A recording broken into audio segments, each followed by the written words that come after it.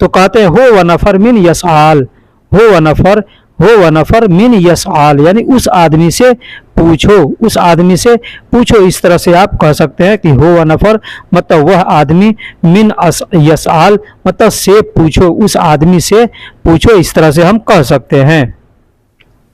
अगला लफ्ज है समझना, समझना, समझना या समझाना कहते हैं ना, समझाओ उसको, समझाओ या समझना, तो समझाना या समझने में अंतर है, ठीक है।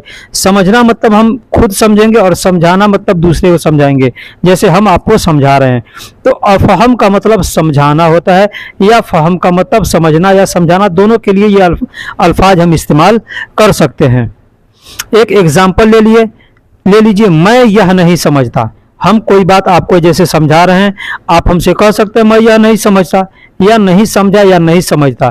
तो अना हाजा ला अफहम, अना हाजा ला अफहम भी कह सकते हैं या फहम भी कह सकते हैं, ठीक। दोनों में से कोई भी अल्फाज आप इस्तेमाल कर सकते हैं। मैं यह नहीं समझा, अना हाजा ला अफहम, या अना हाजा ला फहम। अब ला के जगह पे आप माँ भी लगा सकते हैं या ला लगा सकते हैं, ला या माँ दोनों में से कोई लगा सकते हैं, और अफहम या फहम कोई भी अल्फाज का आप इस्तेमाल कर सकते हैं।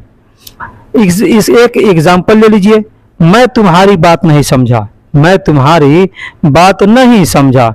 हाँ, तो क्या कहेंगे, इन ताना कल्लम, इन ताना कल्लम, मैं तुम्हारी बात ला अफहम नहीं समझा, ला अफहम नहीं समझा, मैं तुम्हारी बात नहीं समझा। इस तरह से आप कह सकते हैं कि इन ताना कल्लम ला अफहम, मैं तुम्हारी बात नहीं समझा। इन का मतलब तुम होता है, अना का मतलब मैं होता है, इंता का मतलब तुम या आप होता है, कल्लम का मतलब बात को कल्लम कहते हैं, बात करने को कल्लम कहते हैं। अब मारना, पीटना या कत्ल करना, मारना, पीटना या कत्ल करना। जैसे कोई आदमी आपसे कहता है कि मारूंगा, अब इसमें दो चीज है, कोई कहता है मारूंगा, अब इससे नहीं साबित होगा मारेगा तो जान से मारेगा या कि हाथ से मारेगा, तो कोई भी बात कहेगा तो उदरूब का मतलब मारना होता है, और कत्ल करने को कत्ल कहते हैं, कत्ल करने को कत्ल कहते हैं या कत्ताल कहते हैं, ठीक है। कत्ताल भी कह सकते हैं या कत्ल भी कह सकते हैं। एक होता है कताल, कताल का मतलब बदला होता है, ठीक है। तो कत्ल का मतलब कत्ल यानी कत्ल करना। एग्जाम्पल जैसे मैं तुझे मारूंगा, कोई आदमी आपसे को कहता है मैं तुझे मारूंगा, तो अरबी में कहेगा इन ताना उदरूब या अना इन उदरूब। ये लफ्जों को आगे पीछे करके बोल सकता है, आप भी बोल सकते हैं। तो इन ताना उदरूब या अना इन उदरूब, यानी मैं तुझको मारूंगा। तो इससे ये नहीं जाहिर होता है कि वो आदमी आपको जान से मारेगा कि हाथ से, डंडा से कैसे मारेगा, ठीक है। तो मारने को किसी सी चीज से मारे, अगर जान से मारने को नहीं करा है तो मारने को उदरूब कहते हैं, मारने को उदरूब कहते हैं। उदरूब का मतलब मारना होता है। अगर वही आदमी आपको कहता है कि जान से मार दूंगा, तो अरबी में कहेगा इंत अना कत्ल या अना इंत कत्ल। अना का मतलब मैं, इंत मतलब तुमको, और कत्ल का मतलब कत्ल कर दूंगा, कत्ताल का मतलब कत्ल कर दूंगा। इंत अना कहेगा तो मतलब तुम मुझको, इंत अना अगर यहाँ पे आगे पीछे करेंगे तो इंत अना मतलब तुम मुझको कत्ल कर दोगे, ऐसे होता है। लेकिन अना इंत कत्ल कहेगा तो अना का मतलब मैं, इंत मतलब तुमको, कत्ल का मतलब कत्ल कर दूंगा। तो अना इंत कत्ल यानी मैं तुमको कत्ल कर दूंगा, इस तरह से आदमी कहेगा। या अना इंत उदरूब, मैं तुमको मारूंगा, ठीक। जल्दी जल्दी या तेजी से, हम कहते हैं ना जल्दी जल्दी ये काम करो या तेजी से करो, तो अरबी में कैसे बोलेंगे, क्या बोलेंगे। तो जल्दी को अरबी में बदरी कहते हैं, बदरी या सूरा कहते हैं, सूरा भी कहते हैं, लेकिन सूरा ज्यादा मशहूर है ना, सूरा को ज्यादा लोग इस्तेमाल करते हैं, ठीक है। तो बदरी भी कह सकते हैं या सूरा भी कह सकते हैं, दोनों का मतलब होता है जल्दी या तेजी से। जल्दी जल्दी या तेजी तेजी कहते हैं, बात एक ही है ना। यहाँ पे एक एग्जाम्पल लेते हैं, यहाँ तेज आवाज में बात ना करो। हमको किसी से कहना है कि यहाँ तेज आवाज में बात ना करो, तो हम कहेंगे ही ना, ही ना मतलब यहाँ, माँ सूरा गुल, मतलब तेज आवाज में बात ना करो, तेज बात ना करो या तेज आवाज में बात ना करो, सेम सेम बात होता है, ठीक है। लेकिन एक और अल्फाज है ये आवाज। आवाज को अरबी में क्या कहते हैं, आवाज को अरबी में क्या कहते हैं, इसका मतलब मैं यहाँ नहीं बतलाऊंगा, पिछले वीडियो में बता चुका हूँ। अगर आपको मालूम है तो आप हमको कमेंट बॉक्स में जरूर बताइए, और नहीं मालूम है तो भी आप हमसे कमेंट बॉक्स में पूछ सकते हैं, मैं आपको बतला दूंगा, ठीक है, कि आवाज को अरबी में क्या कहते हैं।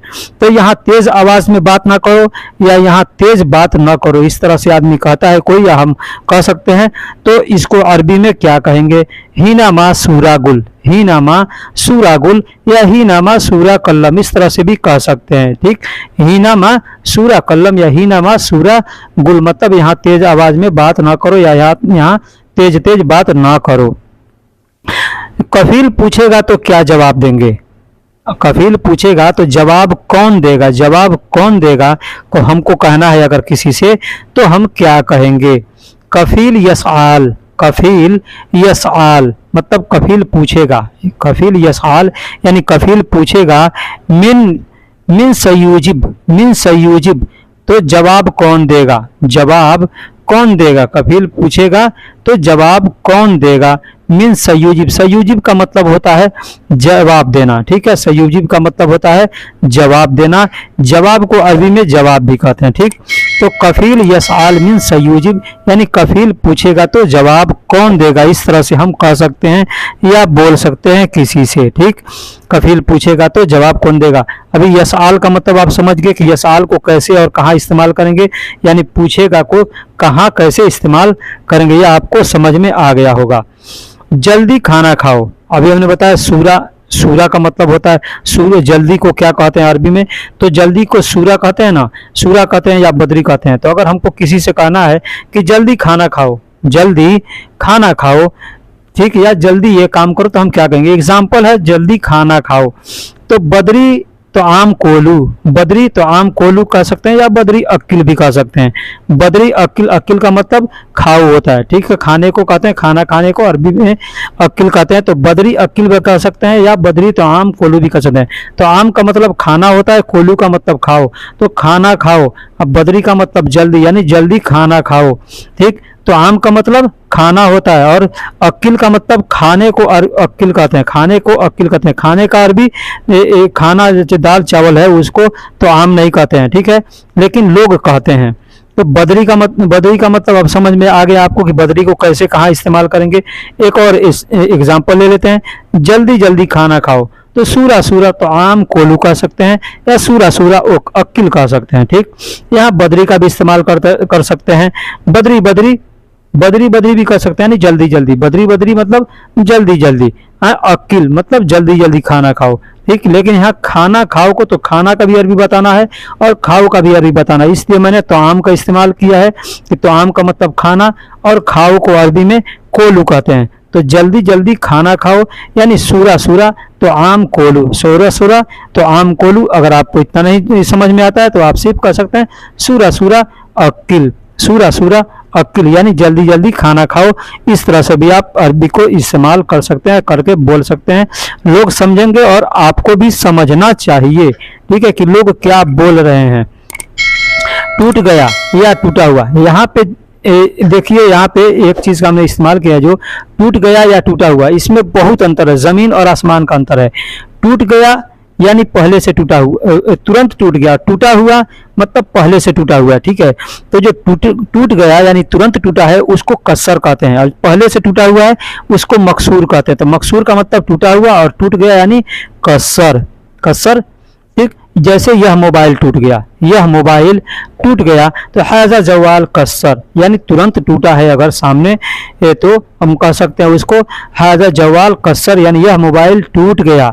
लेकिन यही मोबाइल अगर पहले से टूटा हुआ है तो वहाँ पे कसर का इस्तेमाल नहीं करेंगे, वहाँ पे हम मकसूर का इस्तेमाल करेंगे, ठीक। वहाँ पे मकसूर का इस्तेमाल करेंगे, मकसूर का मतलब टूटा हुआ और कसर का मतलब टूट गया है। तो हाजा जवाल कसर यानी यह अभी मोबाइल के जगह पे आप कुछ भी इस्तेमाल कर सकते हैं, गिलास टूट गया, शीशा टूट गया, हाँ, हाथ टूट गया या कुछ भी, लकड़ी टूट गया, चम्मच टूट गया, जो भी सामान टूट जाए उसको आप नाम लेकर के कसर कह सकते हैं, यानी टूट गया। लेकिन वही सामान अगर पहले से टूटा हुआ है तो आप उसमें मकसूर का इस्तेमाल करेंगे। जैसे यह गिलास टूट गया, यह गिलास टूटा हुआ है, यह गिलास टूटा हुआ है, या यह मोबाइल टूटा हुआ, पहले मैंने बताया यह मोबाइल टूट गया, तो अगर यह मोबाइल पहले से टूटा हुआ है या गिलास पहले से टूटा हुआ है तो वहाँ पे हम कहेंगे हाजा गिजाज मकसूर, हाजा गिजाज मकसूर, यानी कोई भी चीज़ पहले से टूटा है तो कहेंगे हाजा अगरात मकसूर, यानी यह सामान पहले से टूटा हुआ है या पहले से टूटा हुआ है। इस तरह से हम किसी को बोल सकते हैं। तो दोस्तों जो भी अल्फाज हम बतला रहे हैं आप उसको बड़े ध्यान से और इत्मीनान से सुनिए और समझिए। आप चाहें तो कागज़ पे लिख भी सकते हैं कि क्या चीज़ का क्या मतलब हमने बतलाया, ताकि आपके पास इंटरनेट न हो अगर तो भी आप देख सकते हैं और उसको याद कर सकते हैं। अब यहाँ आता है बाहर। बाहर को अरबी में बर्रा और खारिज दोनों कहते हैं, बर्रा भी कहते हैं और खारिज भी कहते हैं, लेकिन इसमें भी ज़मीन और आसमान का अंतर है। बर्रा में और खारिज में दोनों में ज़मीन और आसमान का अंतर है, ये बात आपको समझना होगा। कैसे अंतर है ये मैं आपको जुमले में बतला रहा हूँ। जैसे तुम अभी बाहर जाओ, कोई अंदर बैठा है, ऑफिस के अंदर बैठा है या घर के अंदर, और आप उसको कहते हैं तुम अभी बाहर जाओ, तुम अभी बाहर जाओ, तो यहाँ पे हम बर्रा का भी इस्तेमाल कर सकते हैं और खुरूज का भी इस्तेमाल कर सकते हैं। जैसे इन तरोह अलहीन खुरूज, यानी तुम अभी बाहर जाओ, तुम अभी बाहर जाओ, इन तरोह अलहीन खुरूज यानी तुम अभी बाहर जाओ।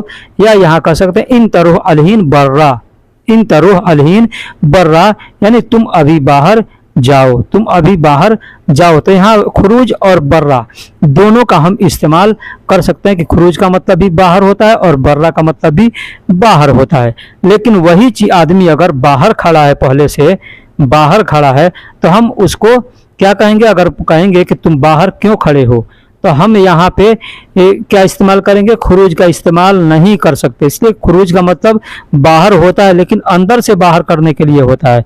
लेकिन जो बाहर पहले से मौजूद है वहाँ पे बर्रा का इस्तेमाल करते हैं। बर्रा यानी बर्रा बेत लेश वगफ, यानी घर के बाहर क्यों खड़े हो, घर के बाहर क्यों खड़े हो। इस तरह से हमको किसी से कहना हो तो कह सकते हैं बर्रा बेत लेश वगफ। लेश वगफ, बर्रा का मतलब बाहर, बेत का मतलब घर होता है, और लेश का मतलब क्यों होता है, वगफ का मतलब खड़ा होने को वगफ कहते हैं, या रुकने को, रोकने को भी वगफ कहते हैं।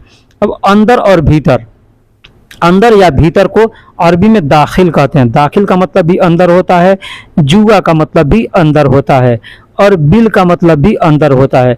तो आप किसी भी जुमले में, किसी भी जगह बात करने में दाखिल का भी इस्तेमाल कर सकते हैं, जुआ का भी इस्तेमाल कर सकते हैं, और बिल का भी इस्तेमाल कर सकते हैं। तो अंदर या भीतर हम लोग हिंदी में कहते हैं, अरबी में दाखिल, जुआ या बिल, ये तीन अल्फाज हम इस्तेमाल करते हैं। और भी कोई अल्फाज होगा तो हमें मालूम नहीं है। जैसे एग्जाम्पल ले लीजिए, बाबा आप कहाँ हो। आपको अपने कफील के पास फ़ोन करना है, कॉल करना है, और आपको उससे पूछना है कि बाबा आप कहाँ हो, कहाँ हो, या हबीबी आप कहाँ हो। हम पूछते हैं ना, कहते हैं ना, तो कहेंगे हबीबी इंत वैन मौजूद, हबीबी इंत वैन मौजूद, या बाबा इंत वैन मौजूद, यानी बाबा आप कहाँ हो इस वक्त। मौजूद का मतलब इस वक्त प्रेजेंट में होता है ना। मौजूद जहाँ लगाएंगे वो प्रेजेंट का बात बतलाता है। ठीक, तो आपका कफील है या आपका बाबा जो भी है वो कहेगा मैं घर के अंदर हूँ, तो अरबी में क्या कहेंगे? अना मौजूद बिल बेत, अना मौजूद बिल बेत, यानी मैं घर के अंदर हूँ, घर के अंदर हूँ, या घर के मतलब अभी हूँ, तो बिलबेत भी कह सकता है, या अना मौजूद जुआ बेत कह सकता है, या अना मौजूद दखल बेत कह सकता है। तीनों में से कोई भी अल्फाज वो इस्तेमाल कर सकता है, या आप भी किसी से बात करने में तीनों में से किसी भी अल्फाज को इस्तेमाल कर सकते हैं, है ना। जैसे कि अना मौजूद बिल बेत, अब घर में है तो घर में बतलाएगा, हम्माम में है हम्माम में बतलाएगा, जहाँ रहेगा आदमी वहाँ बतलाएगा। एग्जाम्पल एक और ले लीजिए, कहता है कि मैं ऑफिस में हूँ, तो कहेगा अना मौजूद मकतब, अना मौजूद मकतब। लेकिन इससे ये नहीं जाहिर होता है कि ऑफिस में किस जगह है, ऑफिस में किस जगह है, ऑफिस के बाहर बैठा है कि ऑफिस के अंदर बैठा है कि ऑफिस के आगे बाजू वो कहीं घूम रहा है, इससे जाहिर नहीं होता है। लेकिन यहाँ पे अगर वो कह देगा अना मौजूद दखल मकतब, तो समझ में आ गया कि वो आदमी अंदर है। या यहाँ पे जुआ कह दिया, अना मौजूद जुआ मकतब, तो समझ में आ गया कि अंदर है। या बिल का इस्तेमाल कर लिया, अना मौजूद मकतब बिल या बिल मकतब, तो समझ में आता है कि वो आदमी अंदर है। ठीक, जैसे मैं ऑफिस के अंदर हूँ, जैसे मैं ऑफिस के अंदर हूँ। अब ऑफिस के जगह पे आप कुछ भी लगा सकते हैं, घर लगा सकते हैं, हम्माम लगा सकते हैं, गाड़ी लगा सकते हैं, बाग बगीचा जो भी होगा वहाँ आप लगा सकते हैं, उसको आप बोल सकते हैं। एग्जाम्पल ले लीजिए, मैं ऑफिस के अंदर हूँ कहेगा अगर, तो क्या कहेगा, अना मौजूद जुआ मकतब।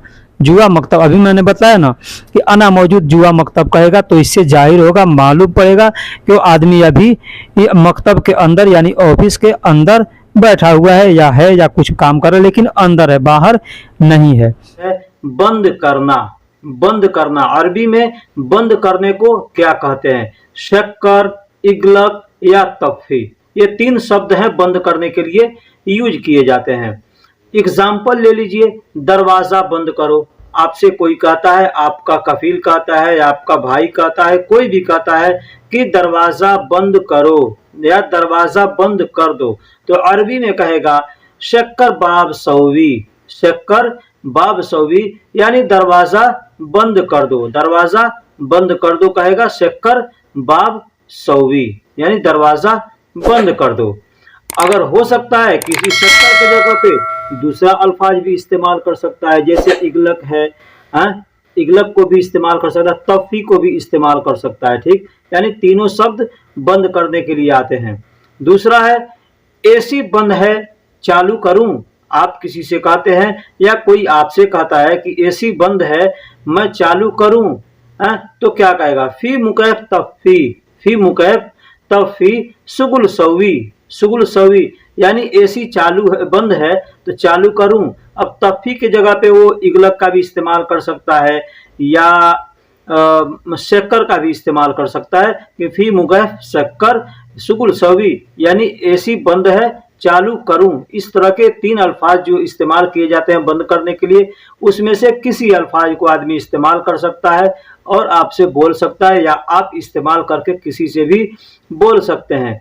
तो इसको बोलने के लिए सबसे पहले अपने को समझना और याद करना जरूरी है। तो आप याद करेंगे, याद रखेंगे तो इंशाअल्लाह बोलने में कोई या समझने में परेशानी नहीं आएगी।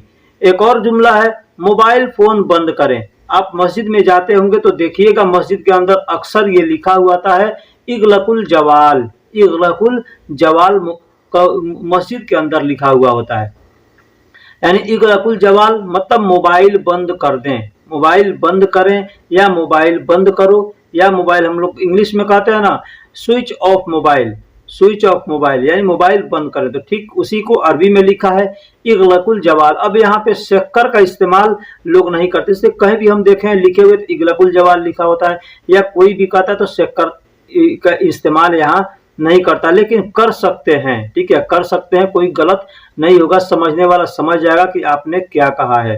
ठीक, तो शक्कर का भी इस्तेमाल कर सकते हैं या तफ़ी का इस्तेमाल कर सकते हैं, और इगलकुल जवाल यानी इगलक का भी इस्तेमाल कर सकते हैं। अब ये अल्फाज कई जगह इस्तेमाल किए थे, आप जब पुराने हो जाएंगे तो धीरे धीरे सारा समझ में आ जाएगा।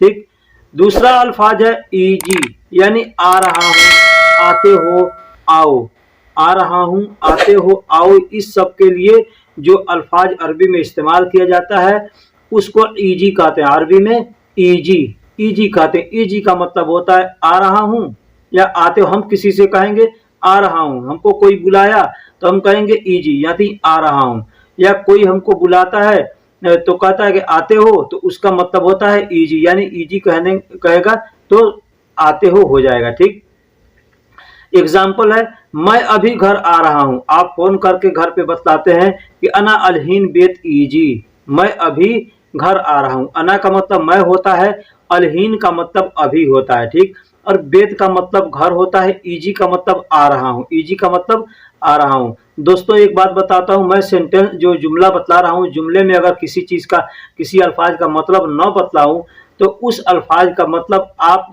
जुमले को पढ़ करके और सारे तर्जुमों को एक्यूरेट करके आप समझ सकते हैं कि इसका मतलब क्या होता है।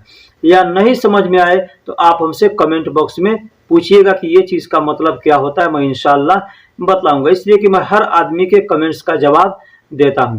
तो मैं अभी घर आ रहा हूं आपको किसी से कहना है या आपसे कोई कहता है तो आप कहेंगे अना अलहीन बेत इजी, मतलब मैं अभी घर आ रहा हूं। बेत की जगह पे मंजिल का भी इस्तेमाल किया जा सकता है, मंजिल का मतलब भी घर होता है। ठीक, दूसरा जुमला है तुम ऑफिस कब तक आओगे, तुम ऑफिस कब तक आओगे। कोई पूछ रहा है आपसे कॉल करके या खबर भेज करके कि तुम ऑफिस कब तक आओगे, या कोई कह रहा है आपसे सामने कि मैं ऑफिस जा रहा हूं तुम ऑफिस कब तक आओगे, तो क्या कहेगा अरबी में, इन तमीता इला मकतब इजी, इन तमीता इला मकतब इजी। अब मीता की जगह पे मीते भी कह सकता है, ठीक है, मीते भी लोग कहते हैं। तो इन तक का मतलब तुम, मीता का मतलब कब, इला का मतलब तक होता है, मकतब का मतलब ऑफिस होता है, तो इजी मतलब आओगे। तो तुम ऑफिस कब तक आओगे अगर कहना है तो इन तमीता इला मकतब इजी। अगर कब तक नहीं कहना हो यानी कब आओगे तो वहां पे इला को हटा देंगे, सिर्फ इन तमीता मकतब इजी कहेंगे, यानी तुम ऑफिस कब आओगे। ठीक, अब ऑफिस के जगह पे आप कंपनी, दुकान, मकान, जो चीज लगाना है आप वहां लगा सकते हैं, इस्तेमाल कर सकते हैं। एक दूसरा अल्फाज है शुगुल, यानी चालू करना और काम करना। काम करने को जैसे कि 100 में 100 लोग जानते हैं कि शुगुल का मतलब काम करना होता है, शुगुल का मतलब काम करना होता है, लेकिन बहुत से कम लोग जानते हैं कि शुगुल, जो नए लोग हैं उनको नहीं मालूम है कि शुगुल का मतलब चालू करना भी होता है। यानी चालू करने के लिए भी मशीन चालू करना है, गाड़ी चालू करना है, कोई सामान चालू करना है तो वहां पे भी शुगुल का इस्तेमाल करते हैं। तो शुगुल का मतलब काम करना भी होता है और शुगुल का मतलब चालू करना भी होता है। कैसे, एग्जाम्पल में बतला रहा हूं, तुम कहाँ काम करते हो, कोई आपसे पूछता है कि तुम कहाँ काम करते हो तो कहेंगे इन तवैन शुगुल सौवी, इन तवैन शुगुल सौवी, मतलब तुम कहाँ काम करते हो। इंत का मतलब तुम होता है, वैन का मतलब कहाँ होता है, शुगुल का मतलब काम, और सौवी मतलब करने के लिए सौवी का इस्तेमाल करते हैं।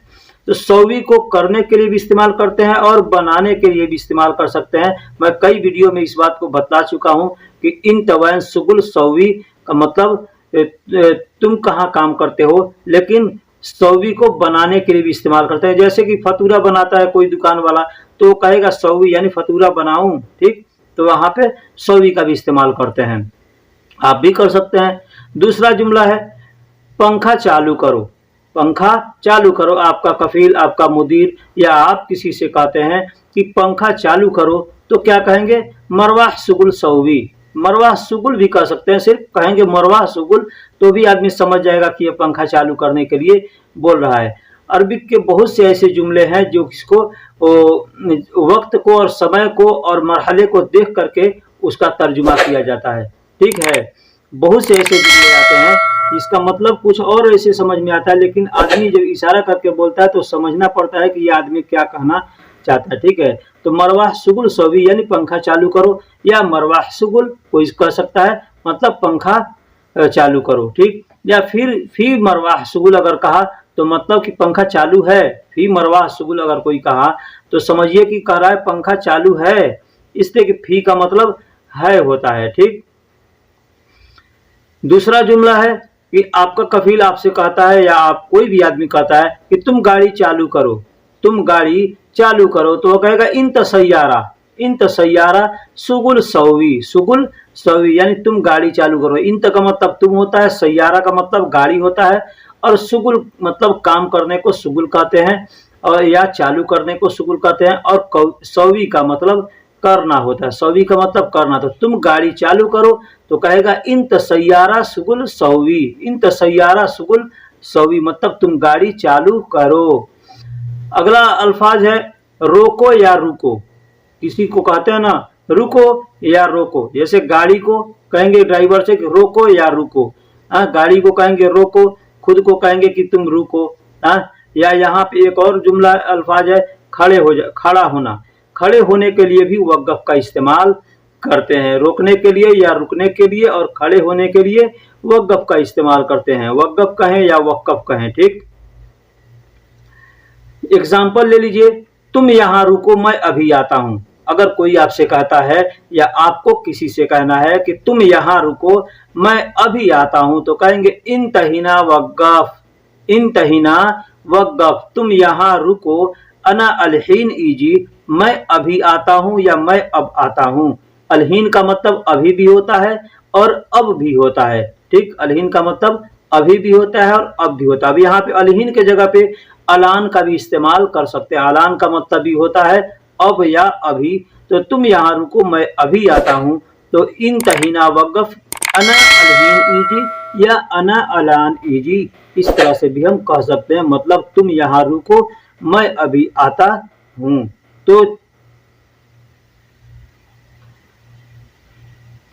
तुम वहां गाड़ी रोक कर आओ, आप गाड़ी चला रहे हैं, आप ड्राइवर हैं, आपका कपिल गाड़ी से पहले उतर गया और कहता है कि तुम वहां गाड़ी रोक करके आओ, तो क्या कहेगा?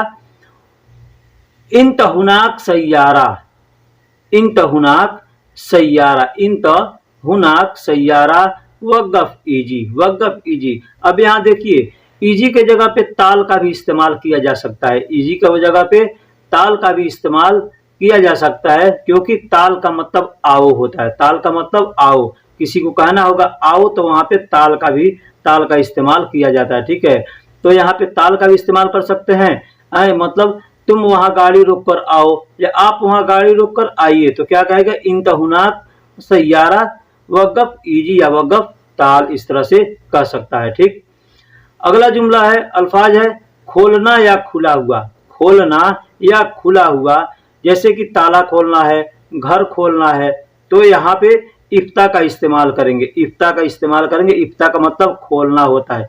इफ्ता का मतलब खोलना। कोई आपसे कहता कि खोलो तो कहेगा इफ्ता, इफ्ता। लेकिन अगर पहले से खुला हुआ है तो आप कह सकते हैं मफ्तूह, मफ्तूह यानी पहले से खुला हुआ है। जब कहता है कि इफ्ता यानी खोलो, पहले से खुला है, तो आप देख कर कहेंगे हादा मफ्तूह, यानी यह पहले से खुला हुआ है, यह पहले से खुला हुआ है। एग्जाम्पल ले लीजिए कि घर का दरवाजा खोलो।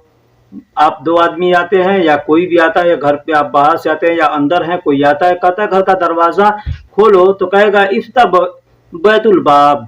इफ्ता बैतुल बाब भी कह सकता है या इफ्ता बैत बाब भी कह सकता है। ठीक, या इफ्ता मंजिल बाब भी कह सकता है, या सिर्फ इफ्ता बाब भी कह सकता है। ठीक, दरवाजा खोलो। ठीक, या घर का दरवाजा खोलो या दरवाजा खोलो, या जो चीज का दरवाजा खोलना है आप उसका नाम लगा सकते हैं। जैसे घर का दरवाजा खोलो तो बैतुल बाब कहेंगे, दुकान का दरवाजा खोलो तो महल बाब कहेंगे, हम्माम का दरवाजा खोलो तो हम्माम बाब कहेंगे। यानी जो चीज का दरवाजा खोलना है, गाड़ी का दरवाजा खोलना है तो सैयारतुल बाब कहेंगे। इफ्ता सैयारतुल बाब यानी गाड़ी का दरवाजा खोलो। ठीक, घर का दरवाजा खुला हुआ है, अगर पहले से खुला हुआ है दरवाजा, जो चीज का, गाड़ी का दरवाजा चाहे जो भी चीज का दरवाजा खुला हुआ है या ताला खुला हुआ है, तो आप वहां पे कहेंगे मफ्तूह, मफ्तूह यानी खुला हुआ है। बैतुल बाब यानी घर का दरवाजा, या खुला हुआ है गाड़ी का दरवाजा, तो कहेंगे मफ्तूह सैयारतुल बाब।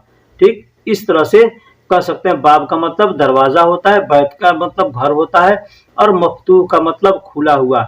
यहाँ पे ये चीज को ध्यान में रखना है कि इफ्ता का मतलब होता है कि खोलो। इफ्ता का मतलब खोलो। हम किसी से कहेंगे या कोई हमसे कहेगा तो हम इफ्ता का इस्तेमाल करेंगे या वो इफ्ता का इस्तेमाल करेगा। लेकिन पहले से खुला हुआ है अगर, तो वहां पे मफ्तूह, वहां पे इफ्ता नहीं कहेंगे, मफ्तूह। अगर इफ्ता कहेंगे तो भी समझ जाएगा आदमी, लेकिन वो जानेगा कि आदमी को जानकारी नहीं है। ठीक है, तो मफ्तूह कहेगा, यानी मफ्तूह का मतलब खुला हुआ होता है। तो घर का दरवाजा खोलो या ऑफिस का दरवाजा खोलो या दुकान का दरवाजा खोलो, जो भी चीज का दरवाजा खोलना है वहां पे हम मफ्तूह बैतुल बाब का इस्तेमाल करेंगे। ठीक, आज का अल्फाज है भूलना, यानी कोई चीज हम भूल जाते हैं, कोई बात भूल जाते हैं, पैसा भूल जाते हैं, सामान भूल जाते हैं, उसको अरबी में हम कहते हैं इंशा, नसीत या जाआ। जाआ, इंशा या नसीत का मतलब होता है भूलना। एग्जाम्पल ले लीजिए कि आज मैं नहाना भूल गया। आज मैं नहाना भूल गया। हम सोचते हैं कि जा रहे हैं नहाने, और तब तक हमको ध्यान से उतर जाए, कोई और काम करने लगे और भूल गया कि मैं आज नहाना है हमको, और आप ऑफिस चले गए, बाद में याद आता है कि आपने तो नहाना भूल गया। तो इसको अरबी में हम क्या बोलेंगे? इंशा या नसीत। इंशा या नसीत यहाँ पे हम इस्तेमाल करेंगे। या तो इंशा का इस्तेमाल कर सकते हैं या नसीत का इस्तेमाल कर सकते हैं, क्योंकि इंशा का मतलब भी होता है भूलना और नसीत का मतलब भी होता है भूलना। तो यहाँ पे हम क्या कहेंगे, इंशा अलियम अना सब्बा, इंशा अलियम अना सब्बा या नसीत अलियम अना सब्बा, इस तरह से हम कह सकते हैं। अब इंशा का मतलब भूलना होता है या नसीत का मतलब भी भूलना होता है। अलियम का मतलब आज, अना का मतलब मैं, और सब्बा का मतलब नहाने को अरबी में सब्बा कहते हैं। दूसरा एग्जाम्पल ले लीजिए, मैं हॉस्पिटल जाना भूल गया। हमको हॉस्पिटल जाना है और किसी काम में हम फंस गए या कहीं किसी से बात करने में हम मसरूफ हो गए और हम भूल गए। बाद में हमको याद आता है कि मैं हॉस्पिटल जाना भूल गया, हमको हॉस्पिटल जाना है। अब हॉस्पिटल की जगह पे आप कोई भी काम लगा सकते हैं, ऑफिस लगा सकते हैं, दुकान, मकान, बाजार, जहां भी जाना हो। आप आदमी भूल जाता है तो उसको हमको किसी से बतलाना हो तो कैसे बतलाएंगे, या कोई आपसे इस तरह से बतलाए तो वो कैसे बतलाएगा। यहाँ फिर मैं बताता हूँ कि इंशा का मतलब भी भूलना होता है और नसीत का मतलब भी भूलना होता है। यानी दो लफ्जों में से सिर्फ एक लफ्ज को आप इस्तेमाल कर सकते हैं। यानी दोनों लफ्जों को इस्तेमाल करके बोलेंगे तो कोई कहेगा देखिए आदमी ये कैसे बोल रहा है। ठीक, तो मैं हॉस्पिटल जाना भूल गया, इंशा अना रोह मुस्तस्फा या नसीत अना रोह मुस्तस्फा, इस तरह से हम कह सकते हैं। मेरा पैसा भूल गया या गिर गया, यहाँ पे जो तीसरा हमने लफ्ज दिया है जाआ, भूलने को जाआ कहते हैं, वो मैं इस जुमले में बता रहा हूं कि मेरा पैसा भूल गया या गिर गया। पैसा की जगह पे कोई भी सामान है, मोबाइल गिर गया, घड़ी गिर गया, कोई भी सामान है, अगर भूल गया, गिर गया, तो हम उसको क्या कहेंगे, कहेंगे अना फुलूस जाआ, यानी मेरा पैसा भूल गया। अना जवाल जाआ, मेरा मोबाइल भूल गया या गिर गया। ठीक है, गिरने को अरबी में तेहा कहते हैं, लेकिन यहाँ भूलने के लिए भी, जैसे गिर गया, खो गया, नुकसान हो गया, तो वहां पे हम जाआ का इस्तेमाल करते हैं। यानी अना फुलूस जाआ, यानी मेरा पैसा नुकसान हो गया, या भूल गया, गिर गया, तो भूल गया, गिर गया तो मतलब नुकसान हो गया, तो नुकसान हो गया तो इसको अना फुलूस जाआ कहेंगे।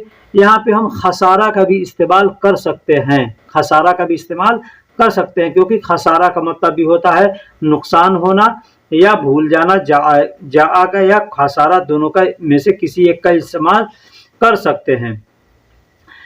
ठीक, अगला अल्फाज है लाओ या लाने या लेने या लाऊं, इस तरह सब कहते हैं। लाओ या लेने जा रहा हूं या लाने जा रहा हूं या यह सामान लाऊं, इस तरह का जो भी अल्फाज है, जुमला अल्फाज है, हम इस्तेमाल करते हैं हिंदी में या उर्दू में, तो उसको अरबी में हम क्या कहेंगे, जिब, जिब या यहदुर। जिब या यहदुर का मतलब होता है लाओ या लेने या लाऊं, इस तरह के लिए जिब या यहदुर का इस्तेमाल करते हैं। एग्जाम्पल एक ले लेते हैं कि मैं सब्जी लाने जा रहा हूं, मैं सब्जी लाने जा रहा हूं। अब सब्जी की जगह पे जो भी आपको जरूरत हो आप अपना इस्तेमाल कर सकते हैं। पानी लाने जा रहा हूं, कपड़ा लाने जा रहा हूं, खाना लाने जा रहा हूं।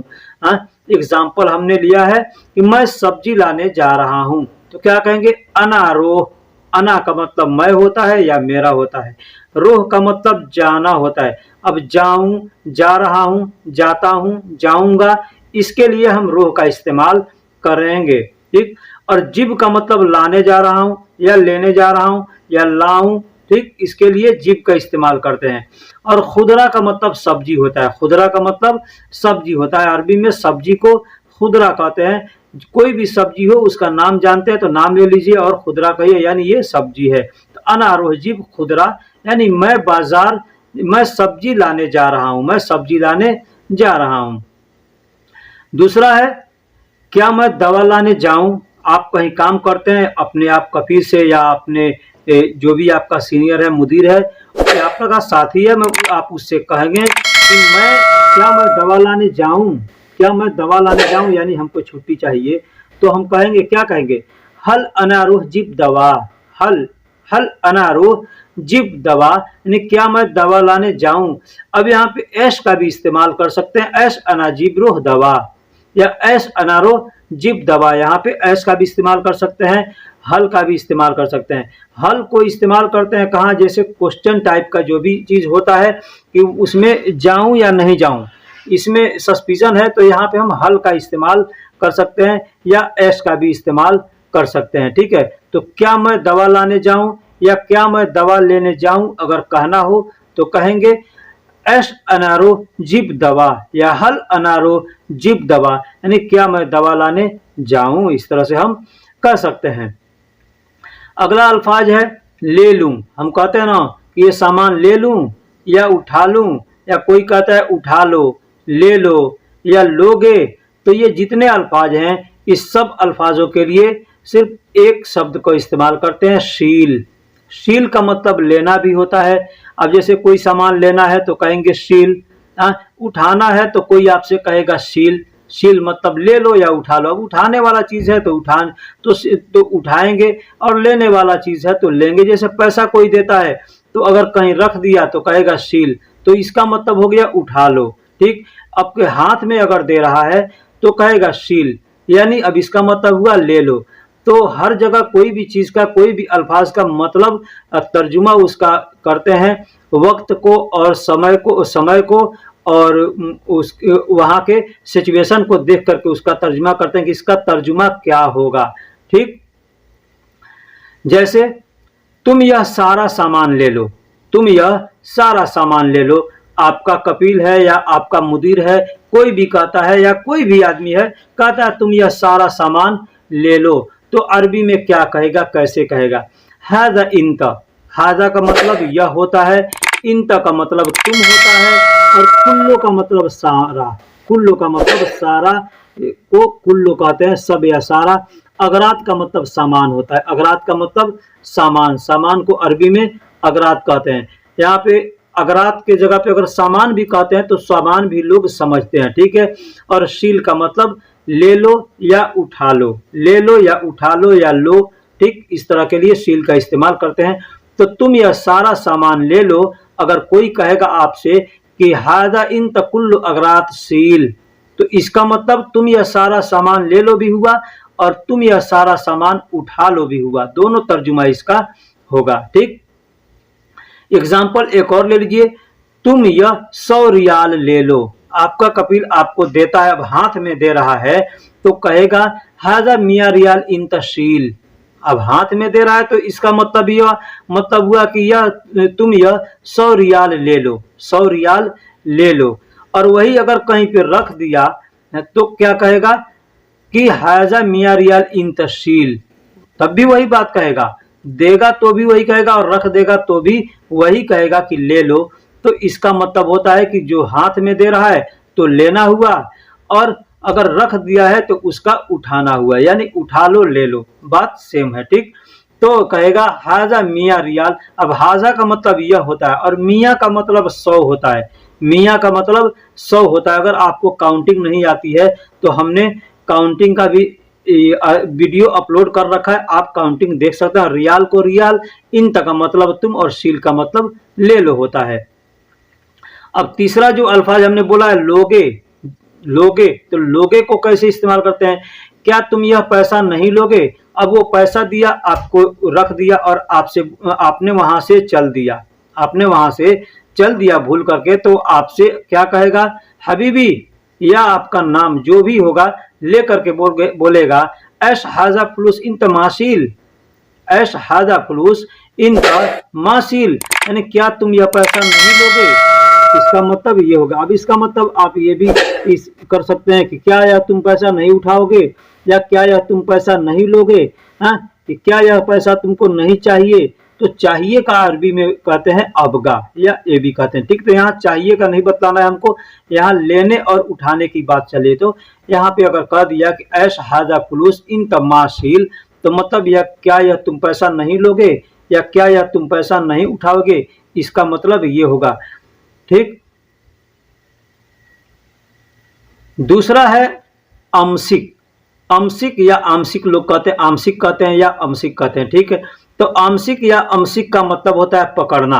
कोई भी चीज अगर पकड़ना है, कोई आपको कोई सामान देगा तो भी कहेगा आमसिक यानी पकड़ो, हाजा आमसिक यह पकड़ो है, हाजा आमसिक यानी यह पकड़ो। कोई सामान देगा या कोई काम कर रहे हैं तो कोई चीज कहेगा पकड़ने के लिए तो भी वहां पे आमसिक कहेगा। चाबी आपको दे रहा है तो सील भी कह सकता है और आमसिक भी कह सकता है। तो सील का मतलब ले लो और आमसिक का मतलब पकड़ो। आदमी ऐसे देता है तो कहता है ना आमसिक, आमसिक यानी पकड़ो, ठीक। तो आदमी कहता है कोई सामान आप लिए हैं या कोई आपको दे रहा है कि लेकर के खड़े रहो तो भी कहेगा आमसिक यानी ये पकड़े रहो, ठीक। तो पकड़ने के लिए आमसिक का इस्तेमाल करते हैं। दूसरा मतलब है इसका जाम करना, यानी कोई सामान जाम करवाना है तो हम वहां पे आमसिक का इस्तेमाल करते हैं। आमसिक का मतलब जाम करना भी होता है ना। एग्जाम्पल के तौर पे वह जा रहा है पकड़ो, वह जा रहा है पकड़ो। आपका मुदीर, आपका कफील आपसे कहता है या कोई भी आदमी कहता है या आप किसी से कहते हैं कि वह जा रहा है पकड़ो तो क्या कहेंगे? हो व रोह। हो व रोह मतलब वह जा रहा है, हो व रोह मतलब वह जा रहा है। आमसिक मतलब पकड़ो, आमसिक का मतलब पकड़ो, हो व रोह आमसिक यानी वह जा रहा है उसको पकड़ो। इस तरह से कहना हो तो हम कह सकते हैं। एक और चीज बता दूं, हुआ का मतलब वह होता है, ये मर्द के लिए इस्तेमाल किया जाता है। अगर औरत के लिए इस्तेमाल करना है तो हेया का इस्तेमाल करेंगे। हेया का मतलब भी वह होता है और मर्द, और हुआ का मतलब भी वह होता है या उस होता है। तो लेकिन यहाँ पे मर्द के लिए इस्तेमाल करेंगे तो हुआ, औरत के लिए इस्तेमाल करेंगे तो हेया, ठीक। अब एक और चीज है, आप जा रहे हैं कोई सामान लेकर के किसी वेल्डर के पास दुकान पे और कहते हैं इसको जाम करना है, ठीक। कोई चीज है ढीला हो जाता है, नाच जाता है या निकल जाता है बार बार, उसको वेल्डिंग करवाना है, जाम करवाना है तो भी जाएंगे तो कहेंगे हाजा अमसिक यानी यह जाम कर दो। हाजा अमसिक यानी यह जाम कर दो। या मोटर है, गाड़ी का मोटर है या किसी भी चीज का मोटर है, मशीन का मोटर है, नहीं नाच रहा है, जाम हो गया तो वहां भी हम कहेंगे आमसिक मतलब यह जाम हो गया, ठीक। हाजा अमसिक यह जाम हो गया यानी ये जाम हो गया है। या यहाँ पे हम एक और चीज बोल रहे हैं कि हाजा माफी दवार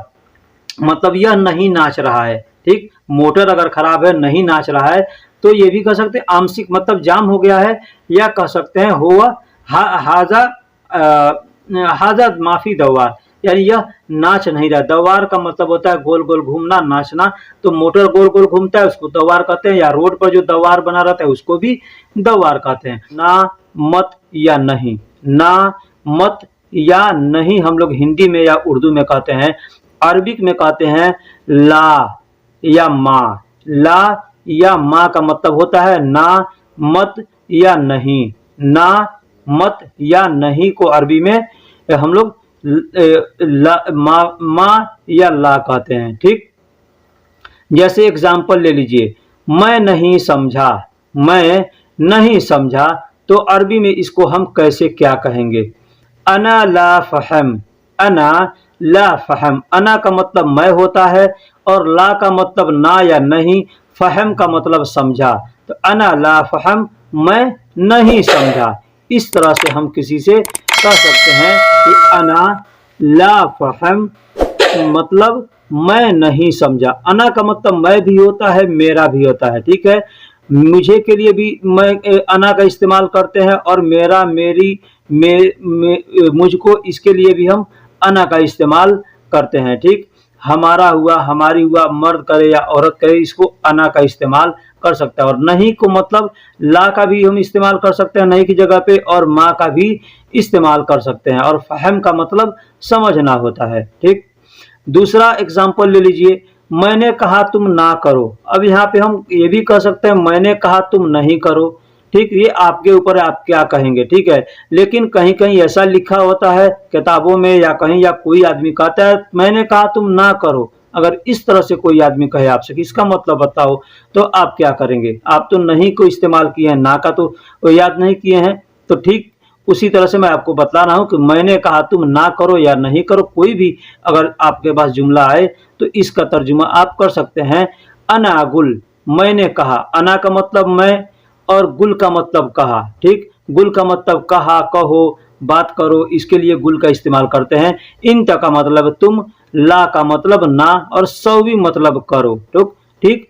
तो अना गुल इंत ला सौवी, मैंने कहा तुम ना करो। अब सौवी जो अल्फाज है इसको कई जगह इस्तेमाल करते हैं, ठीक। ये भी मैं आपको आगे बतलाऊंगा कि सौवी को कहाँ, कैसे और कब इस्तेमाल करते हैं, उसका मतलब क्या होता है, ठीक है, ये भी मैं आपको बतलाऊंगा, ठीक। फिलहाल आया है अल्फाज है या में। हम लोग हिंदी या उर्दू में कहते हैं है या में। हाँ, ये चीज है या इसमें, इसमें आदमी कहता है ना, जैसे ये गाड़ी है, तो यहाँ पे हम फी का इस्तेमाल करेंगे। और कब करेंगे और कब नहीं करेंगे, ठीक। ये गाड़ी में, तो मतलब में की जगह पे हम फी का इस्तेमाल करेंगे। कब करेंगे, कैसे करेंगे, ये मैं आपको बतलाऊंगा, ठीक। तो फी का मतलब है भी होता है और में भी होता है। फी का मतलब है भी होता है और में भी होता है। जैसे आप दुकान पे काम करते हैं, ठीक, तो आप किसी से पूछते हैं कि अहमद दुकान में है। मान लीजिए आप अगर काम करते हैं तो कोई आप दूसरे से पूछता है आपके बारे में, या आपसे कोई पूछता है दूसरे के बारे में। एग्जाम्पल, अहमद दुकान में है, अब यहाँ पे क्या होगा, अहमद मौजूद फी महल, अहमद मौजूद फी महल। अहमद नाम है और मौजूद मतलब प्रेजेंट में जो रहता है वहां पे मौजूद का इस्तेमाल करते हैं। ये बात ध्यान दीजिएगा कि मौजूद कहाँ कहते हैं, जो प्रेजेंट में हो वहां पे मौजूद का इस्तेमाल करते हैं। और फी का मतलब में, फी का मतलब में, महल का मतलब दुकान होता है। यहाँ है के लिए कोई लफ्ज इस्तेमाल नहीं किया गया है, लेकिन मौजूद यानी प्रेजेंट है तो ऑटोमेटिक तर्जुमा करेंगे तो है आ जाएगा वहां पे, ठीक। अहमद दुकान में तो नहीं कह सकते, इससे कुछ नहीं मालूम चलता है कि क्या है। तो अहमद दुकान में है यानी अहमद मौजूद फी महल, इस तरह से हम कह सकते हैं, ठीक। है या नहीं, है या नहीं एक और चीज है। तो आदमी क्या कहेगा, दो ही अल्फाज कह सकता है या नहीं। आपने पूछा कि अहमद दुकान में है, तो आदमी क्या कहेगा, है, या नहीं है तो कहेगा नहीं। तो क्या कहेगा अरबी में, फी।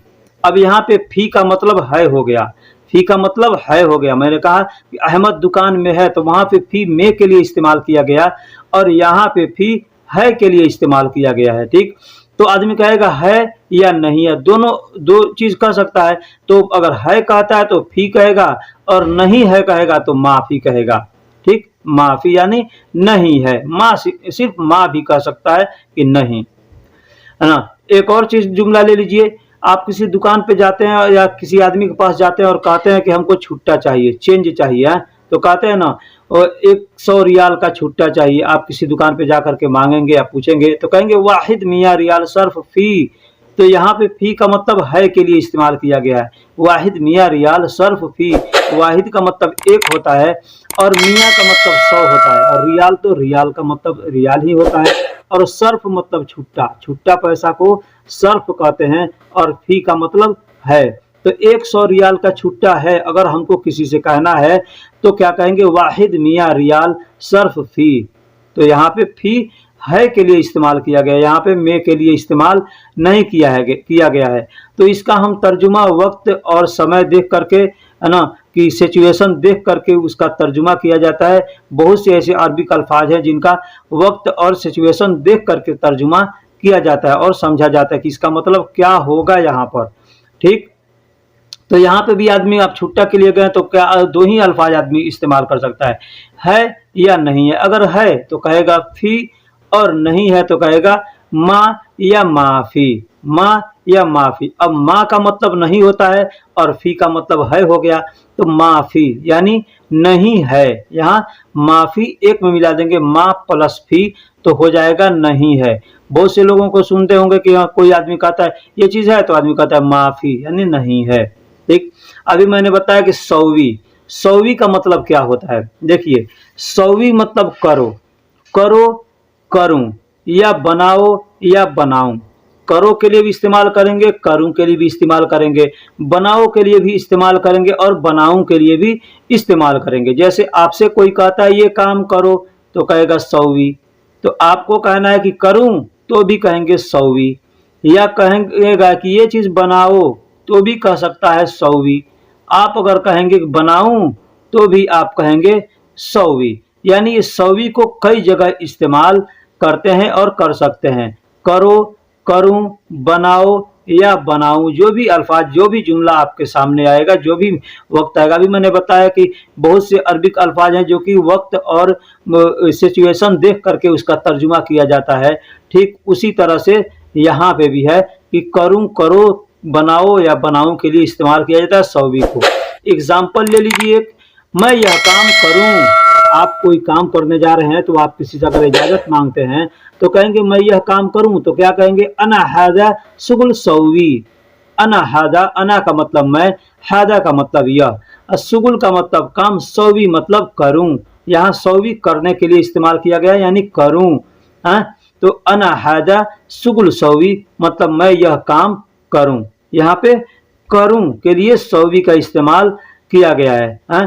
आप किसी से भी कह सकते हैं इस तरह से, या कोई आपसे अगर कहे कि अना हैदा शुगुल, तो इसका मतलब मैं यह काम करूं, वो करने के लिए आपसे इजाजत मांग रहा है। ठीक, तो यहाँ पे भी दो ही बात कहेंगे, करो या नहीं करो। तो अगर इजाजत मिलेगा करो तो सामने वाला कहेगा सौवी, सौवी। या आपसे कोई इजाजत मांग रहा है तो आप कहेंगे सौवी मतलब करो, सौवी मतलब करो। अगर मना करना है कि नहीं करो तो कहेंगे ला सौवी, ला सौवी यानी नहीं करो। या मा सौवी, मा सौवी यानी नहीं करो। तो यहाँ सौवी करो के लिए इस्तेमाल हुआ। और इसके पहले मैंने जो जुमला अल्फाज जुमला दिया था उसमें करूं के लिए इस्तेमाल किया गया था। तो करूं के लिए भी हो गया और करो के लिए भी हो गया। तो इसी तरह से आप सौवी को करूं के लिए भी इस्तेमाल कर सकते हैं और करो के लिए भी इस्तेमाल कर सकते हैं। तो यही चीज आपको दो ही चीज आदमी बताएगा, करो या ना करो। ठीक, दूसरा है बनाऊं या बनाओ।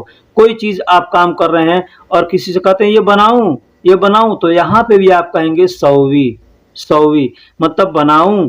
अगर इजाजत मिलेगा बनाओ तो सामने वाला कहेगा सौवी यानी बनाओ। ठीक, तो करूं के लिए या करो के लिए सौवी का इस्तेमाल किया गया।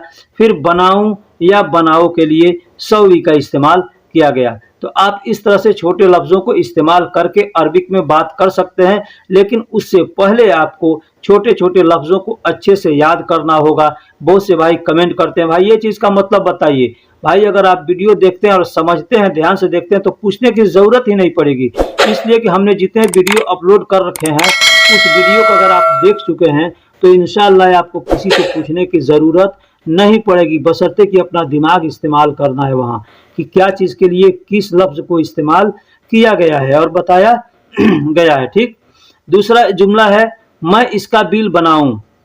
जैसे हम दुकान में काम कर रहे हैं, अभी मैं मसाला में काम करता हूं, हमारे पास कस्टमर आता है तो कहता है ये कपड़ा वॉशिंग करना है और प्रेसिंग करना है, इसका पैसा बतला दो कितना हुआ। मैंने बतलाया कि इतना पैसा हुआ, तो उसको ज़्यादा लग रहा है तो बोला हाँ ज़्यादा, ज़्यादा वाजिब, इस तरह से आदमी कहता है। तो मैं उससे पूछता हूँ कि फतूरा सौवी, फतूरा सौवी मतलब फतूरा बिल बनाऊं इसका। मैं उसे इस तरह से कहता हूँ कि अना फतूरा सौवी यानी मैं इसका बिल बनाऊं, मैं इसका बिल बनाऊं। अना हादा फतूरा सौवी या अना फतूरा सौवी, इस तरह से भी आप कह सकते हैं कि मैं इसका बिल बनाऊं, तो मैं इस तरह से कहता हूँ। ठीक, कि अना का मतलब मैं होता है, हादा का मतलब यह या इसके लिए हादा का इस्तेमाल करते हैं। ठीक है, और फतूरा मतलब बिल होता है। बिल, बिल कहते हैं मतलब रिसीविंग को। कोई सामान आप खरीदने जाते हैं तो उसका जो रसीद मिलता है ना, उसको फतूरा कहते हैं। सौवी मतलब करूं या करो या बनाओ के लिए। ठीक, तो कस्टमर कहता है कि सौवी, कस्टमर कहता है अगर बनवाना है तो कहेगा सौवी यानी बनाओ। ठीक, दूसरा एक और एग्जाम्पल ले लीजिए, मैं खाना बना रहा हूं, मैं खाना बना रहा हूं। तो यहाँ पे दो अल्फाज हम इस्तेमाल करते हैं। एक तो कहेगा कि तब जो खाना बनाता है उसको तब्बक कहते हैं, यानी बावर्ची को तब्बक कहते हैं। ठीक है, तो कह सकते हैं अना अकिल तब्बक भी कह सकते हैं, यानी मैं खाना पका रहा हूँ। ठीक, ये भी हो गया।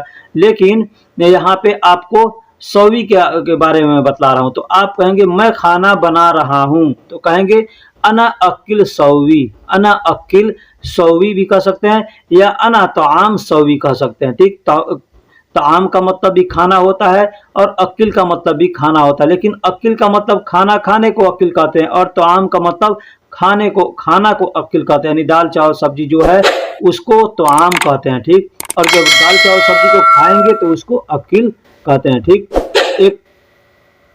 अब एक अल्फाज है यहाँ उसके साथ, हम लोग हिंदी में कहते हैं या उर्दू में कहते हैं उसके साथ, उसके साथ। यहाँ पे देखिए दो अल्फाज इस्तेमाल किया गया है, एक साथ दो, उसके साथ के लिए दो अल्फाज को इस्तेमाल किया जाता है। जैसे माआ, माआ का मतलब होता है साथ, माआ का मतलब होता है साथ, सवा का मतलब भी होता है साथ और माआ का मतलब भी होता है साथ। लेकिन हमको कहना है उसके साथ, अगर हमको कहना है उसके साथ तो हम क्या कहेंगे, माआ और प्लस हु, माआ प्लस हु मिल करके, यानी यहाँ हमने संधि विच्छेद करके लिखा हुआ है यहाँ पे, तो माआ प्लस हु बराबर माहू, माहू। अब लोग माहू भी कहते हैं, ठीक, माहू नहीं कह करके लोग माहू कहते हैं, लेकिन माहू लिखा जाता है अरबी में मीम ऐन और हा मिल करके, तो माहू होता है, ठीक है। लेकिन बोलने के लिए लोग माहू माहू कहते हैं, तो आप भी माहू बोल सकते हैं, मतलब उसके साथ। मा का मतलब साथ और हु का मतलब उस, ठीक। तो माहू मतलब उसके साथ। एग्जाम्पल एक ले लीजिए, मैं उसके साथ नहीं रहूंगा, मैं उसके साथ नहीं रहूंगा। अगर ये जुमला हमको किसी से कहना है कि मैं उसके साथ नहीं रहूंगा, या कोई आदमी कहता है कि मैं उसके साथ नहीं रहूंगा, तो क्या कहेगा, माहू या माहू। माहू भी कह सकता है या माहू भी कह सकता है, मतलब सेम होता है, ठीक। तो माहू अना मा तस्कुनु, माहू अना मा तस्कुनु या माहू अना मा तस्कुनु। जो मखरज का इस्तेमाल करते हैं वो कहेंगे माहू, ठीक है। इसलिए कि अगर माहू कहेंगे तो नहीं मालूम चलेगा कि इसमें कौन सा अल्फाज इस्तेमाल किया गया है, कौन सा शब्द इस्तेमाल किया गया है, ठीक है। और जब माहू कहेंगे तो समझ में आएगा इसमें मीम है, ऐन है और हा है, ठीक, तीनों मिल करके माहू। माँ का मतलब, माँ का मतलब होता है साथ, माँ का मतलब होता है साथ, और हु का मतलब उस होता है, उस कहते हैं ना, हुआ हुआ, हुआ मतलब वह या उस, तो सेम वही अल्फाज यहाँ पे इस्तेमाल कर गए। तो हुआ नहीं कहा गया है, हु कहा गया है सिर्फ। अब मेरे साथ, जब उसके साथ आप समझ लिए तो मेरे साथ को भी समझ लिए। मेरे साथ को अरबी में कहते हैं माई, माई, माई। मा का मतलब होता है साथ, और जब उसमें ई मिल जाएगा तो हो गया मेरे साथ, ठीक। माई मतलब मेरे साथ। अब यहाँ पे अना सवा भी कह सकते हैं, अना सवा का मतलब भी होता है मेरे, ठीक, मेरे साथ। सवा का मतलब साथ और अना का मतलब मेरे, मेरे या मेरा, तो मेरा साथ या मेरे साथ, इस तरह से जो भी अल्फाज होगा इस्तेमाल करेंगे। एक जुमला ले लीजिए, जैसे मेरे साथ कपिल का झगड़ा हो गया, मेरे साथ कपिल का झगड़ा हो गया, या किसी का भी झगड़ा हो गया, तो आप वहां पे बता सकते हैं मैंने कपिल का इस्तेमाल किया है, मेरे साथ कपिल का झगड़ा हो गया, तो क्या कहेंगे, अना सवा कफील मिन मामला, मिन मामला। मामला यानी झगड़ा होता है ना, तकरार होता है तो उसको मामला कहते हैं, यानी मामला हो गया। अना सवा यानी मेरे साथ, कपिल मिन मतलब कपिल से, मामला यानी झगड़ा हो गया। तब अना सवा की जगह पे माई का भी इस्तेमाल कर सकते हैं, माई कफील मिन मामला, माई कफील मिन मामला, यानी मेरे साथ कपिल का झगड़ा हो गया या कपिल से झगड़ा हो गया, ठीक। अरबी में देखिए, हिंदी में बोलने के लिए हम कई तरह से बोल सकते हैं, से, तुम, का, ऐसे कई अल्फाज मिला करके बोल सकते हैं, लेकिन अरबी में उतना अल्फाज नहीं मिलाया जाता है। वहाँ पे मैंने बताया ना कि वक्त और सिचुएशन देख करके तर्जुमा किया जाता है, ठीक है। तो आप उसको जो तर्जुमा कर लें, ठीक। तुम मेरे साथ चलो, हम किसी से कहते हैं तुम मेरे साथ चलो, तो क्या कहेंगे, अना सवा इंत यमसी। अना का मतलब मेरे और सवा का मतलब साथ, तुम का मतलब इंता, तुमको इंता कहते हैं, और यमसी मतलब चलो, यमसी मतलब चलो। लोग इमसी इमसी भी कहते हैं, ठीक है। तो इमसी का है या यमसी का है, उसका मतलब चलो होता है, ठीक। तो तुम मेरे साथ चलो किसी से कहना है तो कहेंगे अना सवा इंत यमसी, या कहेंगे माई इंत यमसी, माई इंत यमसी, यानी तुम मेरे साथ चलो, ठीक। मा का मतलब मा का मतलब साथ होता है, और ई जब मिल गया, मैं फिर बतला रहा हूँ, ई मिल गया तो माई हो गया। माई का मतलब मेरे साथ, मेरे साथ, ठीक। अना सवा इंत यमसी यानी मेरे साथ तुम चलो, मेरे साथ तुम चलो।